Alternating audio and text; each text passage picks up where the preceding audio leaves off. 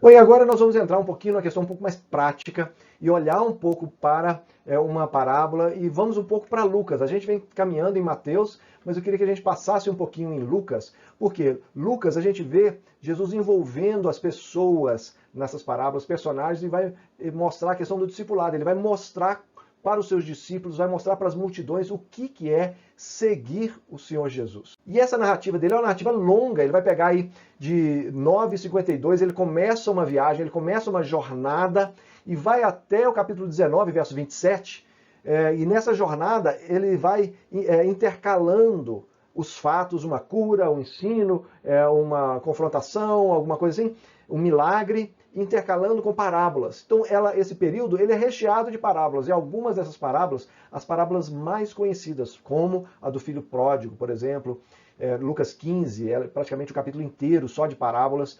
Então, parábolas muito conhecidas, e elas são intercaladas nesse período todo, e é muito legal depois você olhar com calma. E no capítulo 11, Jesus vai trabalhar a questão da oração. Na verdade, o livro de Lucas e depois Atos também, a gente vai ver como que Lucas enfatiza a questão da vida de oração de Jesus. E é nesse trecho que eu quero trabalhar uma parábola aqui agora, para a gente ver um pouco como a interpretação às vezes pode nos ajudar ou pode nos atrapalhar a entender o verdadeiro significado dessa parábola. E essa parábola que nós vamos trabalhar é especialmente uma parábola que muitos comentaristas vão trabalhar de uma forma errada por causa de um termo que é traduzido também de forma errada, mas vários comentaristas já corrigiram esse, vamos dizer assim, erro histórico nessa interpretação, que não muda assim da água para o vinho, mas nos enriquece muito mais, no meu entender, essa parábola. Nesse trecho de capítulo 11, versos de 1 a 13, Jesus está ensinando seus discípulos a orar.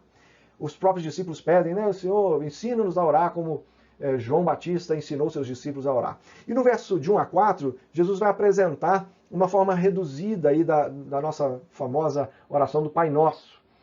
Nossa, porque ele nos deu, né? Porque é o próprio Senhor Jesus que ensinou. E ele vai trazer de uma forma mais resumida, com menos elementos do que Mateus traz. Os versos 5 a 8 é a famosa parábola do amigo inoportuno. E essa parábola que nós vamos trabalhar. E nos versos 9 a 13, palavras, de encorajamento. E essas parábolas de encorajamento, conforme a interpretação dessa parábola do amigo inoportuno, a gente vai entender de uma forma mais completa ou menos completa, se a gente entende bem a parábola do amigo inoportuno, que a gente vai perceber que esse inoportuno precisa ser mexido um pouquinho. Mas vamos lá.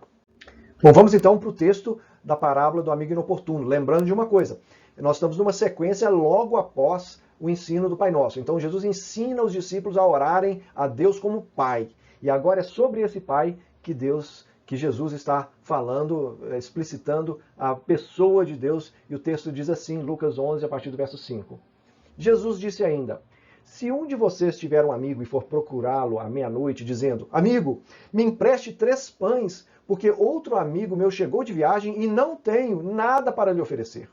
E se o outro lhe responder lá de dentro: deixa-me em paz, a porta já está fechada, e eu e os meus filhos já estamos deitados, não posso me levantar para lhe dar os pães. Digo a vocês que se ele não se levantar para dar esses pães por ser seu amigo, ele o fará por causa do incômodo, e lhe dará tudo de que tiver necessidade. Bom, vamos então agora entender essa parábola. É uma parábola recheada de questões culturais. E nós, aí com 2000 anos de diferença, em outro país, em uma cultura completamente diferente daquela época, nós passamos direto em algumas questões culturais que são muito importantes. Então, em primeiro lugar, um viajante chega à meia-noite. Não é um horário normal de um viajante chegar, mas a pessoa chegou e por causa disso pegou aquele amigo dele desprevenido. Agora, é importante a gente ressaltar uma coisa. A hospitalidade era uma coisa muito, mas muito, mas muito importante. Era um valor cultural. E a hospitalidade é o seguinte, se uma pessoa chegasse, a hora que chegasse, não ficava do lado de fora de jeito nenhum. E é necessário oferecer uma comida. E quem é recebido precisa comer dessa comida. O pessoal era meio mineiro naquela época. Então, o mineiro é um pouco assim, né? Você vai na casa de um mineiro, vai passar um café para você, vai arrumar um pãozinho de queijo, vai fazer alguma coisa para você comer. E, por favor, não rejeite. Se você é mineiro, você sabe como é que é. Se você não é mineiro, for na casa do mineiro, não rejeite. Tome do café, se você, a não ser que não possa tomar. Coma do pão de queijo, coma do que te oferecer, a não ser que você não possa de jeito nenhum. Porque isso aí é questão de educação para o mineiro. Se você rejeita, você é um péssimo hóspede. E naquela cultura era muito maior do que isso. Não existia geladeira, não tinha iFood para pedir no celular. Não, peraí, vamos pedir uma pizza aqui, porque não tem nada aqui agora. Rapidinho a pizza chega. Não existe isso naquela época. O que acontecia? As pessoas iam pedir ajuda para o vizinho, pedir ajuda para um amigo. E isso ainda que fosse tarde da noite. E essa questão da hospitalidade, ela precisava ser transferida. Ela não era uma hospitalidade só da pessoa que está recebendo. Ela é uma hospitalidade da aldeia. Então, se uma pessoa não fosse bem recebida por outra e fosse embora com fome daquela aldeia e fosse buscar outro lugar para ficar, toda a aldeia seria envergonhada. Isso aí nos leva para o próximo ponto. As desculpas daquele amigo, a porta já está fechada, as portas durante o dia ficavam plenamente abertas, e por causa de ladrões, por causa de, às vezes, até animais, dependendo do tamanho do vilarejo, fechava-se a porta com tranca. Então, tudo bem, a porta já está fechada, já está trancada, meus filhos já estão deitados aqui comigo. Por quê? Não eram vários quartos, muitas vezes as pessoas dormiam num cômodo só, todo mundo. Então, levantar, acender uma lamparina, buscar um pão, está todo mundo dormindo, vai mexer, vai fazer barulho, vai acordar a turma. Só que, para a cultura da época, não fazer isso seria uma vergonha. Se o João sai da casa dele, passa na casa do José e pede pão, porque ele está recebendo um hóspede, e José não dá ele pão, ele vai para a casa de um terceiro, ele vai na casa da Maria, ele vai da casa do Jonas. E o Jonas, se ficar sabendo que o José não deu pão, que ele bateu na porta de José, e o José não quis dar ele pão, vai ser uma vergonha. Ele vai levar o caso lá para os anciãos, falar assim, olha, o João nos envergonhou, e eu tive que socorrer lá o José, porque ele não quis dar o pão. Eu acho que eu já estou até meio que trocando os nomes aqui, mas você entendeu? Então, a vergonha não seria só da casa de quem não tinha comida, é de quem não ofereceu ajuda. E, por fim, também, a questão ia para toda a aldeia. E isso está na questão cultural do que a gente chama da cultura da honra. Nós não temos isso de uma forma forte no Brasil, a não ser em certas regiões. Por exemplo, sertão. A gente escuta, às vezes, algumas histórias do sertão nordestino, de lavar a honra, interior, algumas cidades pequenas de interior, zona rural, de lavar a honra porque uma pessoa pecou contra a família, agrediu a família daquela pessoa, ele vai lá e mata o outro. Então, esse tipo de coisa é a chamada cultura da honra. Se você for desonrado, é a pior coisa que pode acontecer. E se você é desonrado, ou se você causa desonra para a sua família, você causa desonra para toda a aldeia, para todo o vilarejo. Você tem que prestar contas para o vilarejo, não é cada um cuida da sua vida. Então, quando Jesus está contando essa parábola, ele está criando um ambiente dramático. Porque à medida que ele mostra que aquele amigo está pedindo pão e aquele amigo dele começa a dar desculpas esfarrapadas, não, a porta está fechada já, nós já estamos deitados. Olha, por mais que fosse incômodo, ele precisava levantar. E essa é a chave da interpretação. Por quê? O texto, vários textos eles vão traduzir dessa forma. Ele o fará por causa do incômodo. Essa palavra incômodo, vários teólogos vão dizer que ela está mal traduzida. Por quê? Essa palavra no grego, ela só acontece no Novo Testamento neste ponto. Não acontece em mais nenhum lugar em todo o Novo Testamento. Você só vai ver essa palavra no grego clássico, nos escritos clássicos de grego. Por causa disso, as pessoas, quando foram traduzir, com o tempo foram dando preferência a um certo significado que não é o significado principal dessa palavra. Ela pode sim significar um empenho, a pessoa foi, chamou, até que o outro falou assim, eu vou lá dar esse pão. Mas tudo indica, pelo contexto e pela forma como Jesus está dizendo, que não é essa a melhor tradução. Aqui não é por causa do incômodo. Aqui é, na verdade, a outra possibilidade de tradução, que na verdade é a forma mais comum de tradução dessa palavra no grego clássico, que é por causa da vergonha. Porque pela forma dele produzir vergonha para os outros. E no caso, ele produzir vergonha não é a pessoa que está pedindo pão, é a pessoa que está negando pão. Jesus está querendo dizer o seguinte, olha, se ele não quiser te dar o pão porque ele é seu amigo, ele vai te dar porque ele não quer que o nome dele seja envergonhado e que ele não quer que o nome dele, da aldeia seja envergonhada. Ele vai honrar o nome dele e te dar pão. E essa é a chave melhor para entender esse versículo. Muitas vezes, essa parábola, por muito tempo, buscou-se a interpretação lá da viúva persistente, que sim, com o juiz Inico, ela vai batendo até que o juiz fala assim, essa mulher está me enchendo a paciência, eu vou julgar a causa dela. Importou-se um pouco dessa ideia daquela parábola para dentro dessa parábola, na interpretação dessa ele o fará por causa do incômodo. A tradução correta seria, ele o fará para que não haja vergonha nem na família dele, nem na aldeia. E esse é o termo que seria o termo, é até difícil de traduzir com uma palavra só para o português, mas essa que é a ideia. Então, o que essa parábola está querendo mostrar? Essa parábola está enfatizando o caráter de Deus. Jesus está dizendo assim, olha só, ele acabou de ensinar o Pai Nosso. E agora ele está dizendo assim, olha, peçam. Sabe por quê? Porque se vocês acham que Deus não está nem aí para o pedido de vocês, saibam que ele está. Ele não vai, um ser humano, e aí Jesus vai trabalhar contrastes.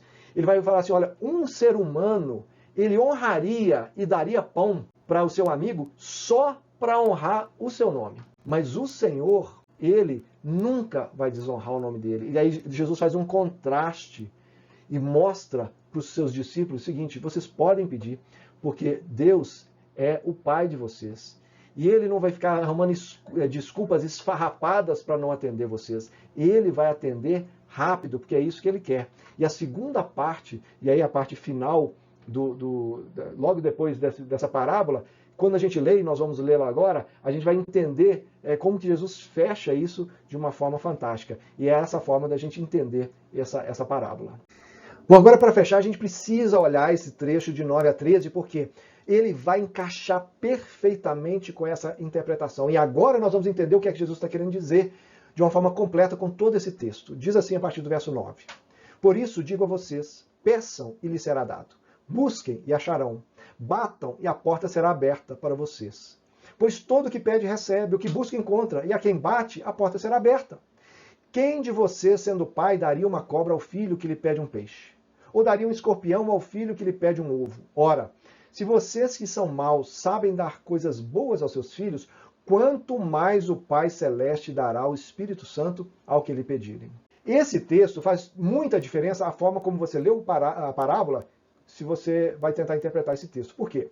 Se você lê a parábola como sendo o amigo inoportuno, aquela pessoa que bateu na porta até o cara abrir, nós vamos ler esse texto da seguinte forma.